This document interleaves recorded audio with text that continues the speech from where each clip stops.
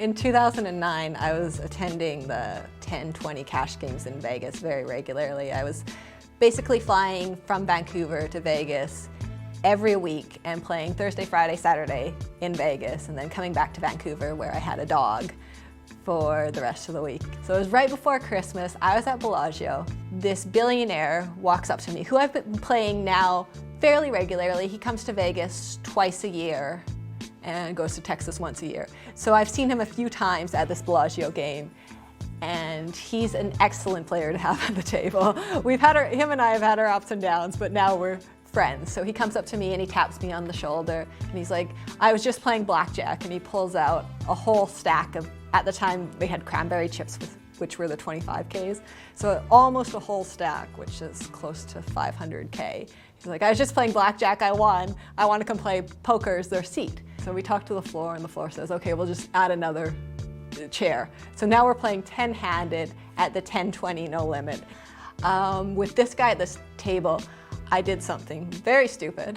I went to the cash and I took out all the money I had in Vegas at the time, which was about $80,000, all in cash, and I just stuck it behind my chips on the table.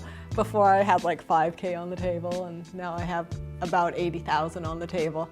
And my guy sits down, my billionaire friend, with his stack of cranberries, so he had over 100K, so he had me covered. But I just put the money on the table, played a few hands, then him and I got involved in a hand, heads up, where I had King 7 of spades. We get to the river and I hit runner, runner, second nut flush.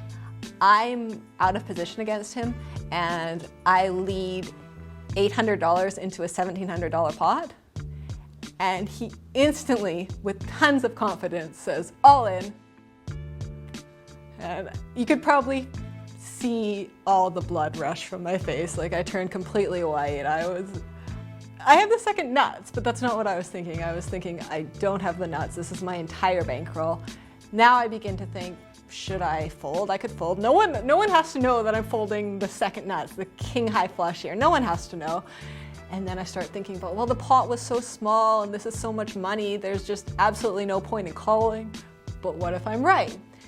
And then he says something. He says, and we're friends now at this point. So he's normally pretty honest with me. Like, he doesn't normally lie to me.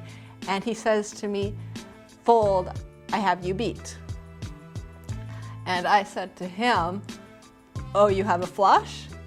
And he kind of like stumbled, like as if he didn't even realize that there was a flush. Like I said, it was runner, runner, so it was really weird for someone to have a flush there. So he kind of stumbled around and then didn't answer my question. But he went from being really confident to not being really confident. So at that point, I knew I had to call. With all the confidence in the world, he turns over, he slams down on the table and says, 2 pair. And now I was so embarrassed that I tanked for so long, but now I have to show this hand.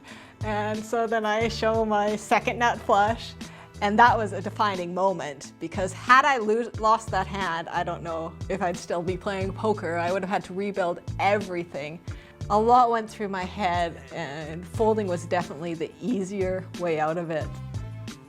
But as you said, it was like a rounder's moment, and it worked out in my favor.